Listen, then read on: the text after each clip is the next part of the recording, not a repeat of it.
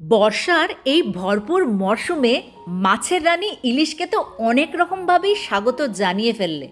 সর্ষে বাটা, সর্ষে পোস্ত, ভাপা, কত রকমই না খাওয়া হয়ে গেল। কিন্তু সেই চিরাচরিত পুরনো দিনের সেই ইলিশের বেগুন কুমড়োর পাতলা ঝোল, সেটা তো করা হয়নি। আজকে নয় সেটাই নিয়ে চলে আসলাম। হ্যাঁ হ্যাঁ, জানি জানি, এক্ষুনি তোমরা বলবে এটা তো আমি পারি। হ্যাঁ, সবাই সব রান্নাই পারে, কিন্তু তাও প্রত্যেকের একটা আলাদা টাচ থাকে। আমি কিভাবে করি সেটাই আজকে তোমাদের কাছে নিয়ে আসলাম। প্রথমেই ইলিশ মাছকে ভেজে তুলে রেখে তারপর সেই তেলেই বেগুন আর কুমড়োকে আলাদা আলাদাভাবে লালচে করে ভেজে তুলে রাখো। আগে থেকেই 1 চামচ জিরে আমি ভিজিয়ে রেখেছিলাম। সেই জিরে আর কাঁচা লঙ্কা একটা বাটা তৈরি করে নিলাম। লবণ, হলুদ আর শুকনো লঙ্কার গুঁড়ো দিয়ে একটা মশলার ঘোল তৈরি করে নিলাম। এরপর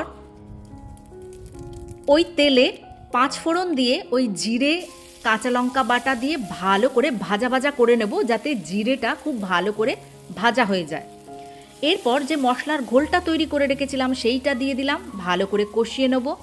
আর যে বাটিতে মশলা তৈরি করেছিলাম সেটার 1 বাটি জল আমি এখানে দিয়ে ভালো করে নাড়িয়ে চাড়িয়ে একটু ফুটিয়ে নেব। একটুখানি ফুটে গেলেই আরও 1 বাটি জল আমি এখানে দিয়ে আগে থেকে ভেজে রাখা বেগুন কুমড়ো এখানে মিশিয়ে দিলাম। কুমড়ো ভাজা হয়েছে কিন্তু একটু কাঁচা আছে। এই অবস্থায় ঝোলে ফোটালেই কুমড়ো এবার একদম নরম সেদ্ধ হয়ে যাবে। ভেজে রাখা ইলিশ মাছ আর কাঁচা লঙ্কা চেরা দিয়ে 7 থেকে 8 মিনিট আমি ফুটতে দেব। বাস, আমার ইলিশ বেগুনের পাতলা ঝোল একদম রেডি টু সার্ভ, শুধু গরম ভাতের অপেক্ষায়। আমি প্রথমেই যে তেলটা দিয়েছিলাম তাতেই কিন্তু ইলিশ মাছ, বেগুন আর কুমড়ো ভেজে তুলে রেখেছি। মশলা কষাবার সময় আলাদা করে কিন্তু কোনো তেল দিইনি, কারণ এটার নামই হচ্ছে ইলিশ বেগুনের পাতলা ঝোল। তুমি যদি তখন আরও তেল অ্যাড করতে তাহলে কিন্তু এটা হয়ে যেত ইলিশের তেল ঝাল। এটা কিন্তু খেয়াল রাখতে হবে।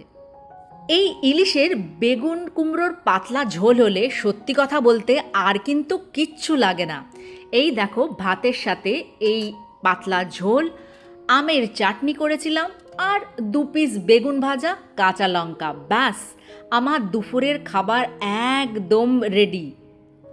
আর তো ওয়েট করতে পারছি না, কখন খাবো। তোমরাও এইভাবে তৈরি করে খাও, পেটও ভালো থাকবে। আজ আসি, টাটা।